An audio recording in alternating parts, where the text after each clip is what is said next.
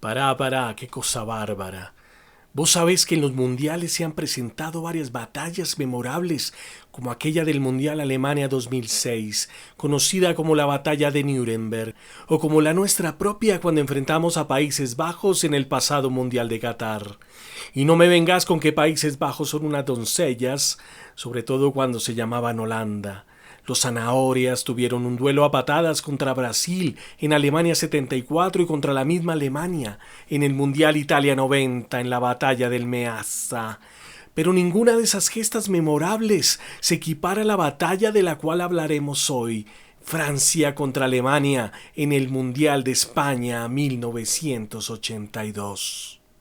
Hola, soy el Diego. Se preguntarán, ¿y cuál Diego sos? Imagina vos que además soy Diego Armando, pero te lo pusieron por el más grande.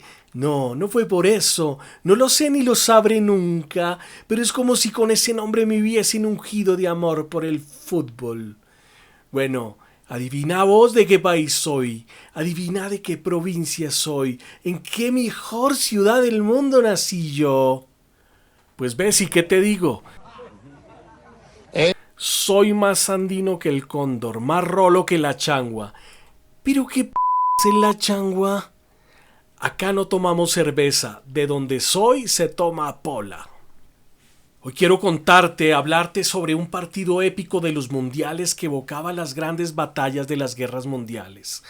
Este fue el partido de Francia contra Alemania, correspondiente a una de las semifinales del Mundial de España de 1982, jugado en el estadio Ramón Sánchez Pizjuán de Sevilla. Esta era una Francia que ya se mostraba multirracial, con jugadores afrodescendientes como Jambion, Tigana y Tresor. Mientras que en el ataque, un tremendo delantero, Dominique Rocheteau, cuya pinta lo hacía parecerse a uno de los mosqueteros de Alejandro Dumas. En el medio campo y con la 10, Michel Platini, quien jugaba artísticamente como si fuese una pintura impresionista de Jean-Auguste Renoir, lleno de color, de adornos, de belleza en sus pases. En la defensa Les Bleus contaban con el bueno de Patrick Battiston, central que como el protagonista del Conde de Montecristo terminó condenado injustamente, pero a diferencia de la novela elige el perdón a la venganza de su verdugo. Patrick, summer seems so long ago. Por el lado de los alemanes, 11 Panzers, rudimentarios pero bien blindados, con Breitner y Stielicke en la retaguardia. Adelante un movedizo Pierre Migajita Littbarski, a quien surtía Félix el boricua Magat, nombres y apodos que se nos hacían conocidos en Latinoamérica, gracias a que los partidos de la Bundesliga se transmitían en diferido semanalmente, narrados por Andrés Salcedo, quien bautizaba a los recios alemanes con apodos curiosos como el de Caperucita Rummenigge. Otro centro, el Patata al salto, colocó gol. ¡Gol del Patata Klotz! El partido finaliza 1-1 en los 90 minutos y se va a alargue. Francia, con goles de Tresor y el encantador Petizo o Piccolo, el Chiqui Parce, o mejor, oh la la, Le Petit Gires, se pone 13-1 y la final está cada vez más cerca.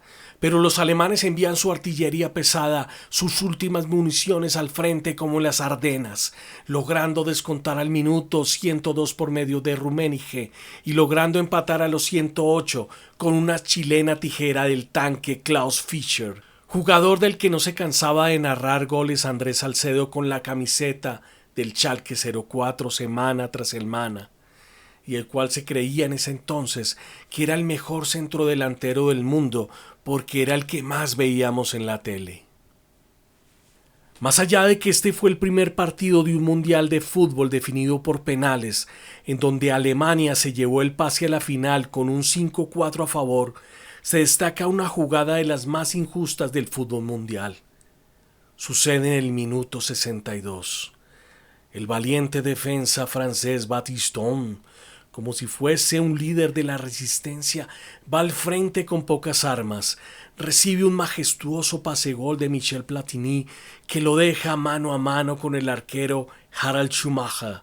Este sale de su arco como un avión de la Luftwaffe a atacar no el balón sino la cabeza del número 3 francés. El balón, ajeno a la tragedia que estaba ocurriendo, se desliza lentamente cerca del arco alemán, mientras en la trinchera yace sin moverse el cuerpo de nuestro Edmond Dantes. En el arco, el verdugo quiere sacar pronto, sin importar la suerte del caído. Ningún jugador alemán se acerca a verificar la condición de quien está inconsciente. El árbitro se une a la desidia al no pitar falta, y mucho menos por amonestar siquiera con tarjeta amarilla. No eran tiempos de VAR, pero sí de transmisión global. El mundo entero era testigo de aquella canallada. En la dura escena no se apreciaba al menos una pizca de humanidad de lo que tanto escribió Hermann Hesse. Debido a los angustiantes llamados de los franceses por atención médica, finalmente el juez solicita camilla. El resultado: Battiston sale directo a la clínica con conmoción cerebral, 2 dientes rotos y la clavícula fracturada. Nos preguntamos, ¿qué apodo le pondría el finado Andrés Salcedo a este hijo de las mil a este recontraconcha de su madre Schumacher por ese atentado contra la integridad física? Han pasado bastantes años desde aquel caluroso verano español. Quizás muchos de ustedes no habían nacido o estaban encarnados en otro cuerpo, pero aquella cancha donde el aliento se contenía como en un campo de trincheras hizo que desde entonces, a los Jean-Paul Sartre, nos preguntemos si el fútbol no es acaso un eterno y angustiante sinsentido. Injusto como la vida misma, en este partido el buen fútbol como los oprimidos resultaron condenados. En aquel juego de 11 contra 11 se aborreció la indiferencia. La dramaturgia en una cancha de fútbol. La obra en el césped. Les Misérables.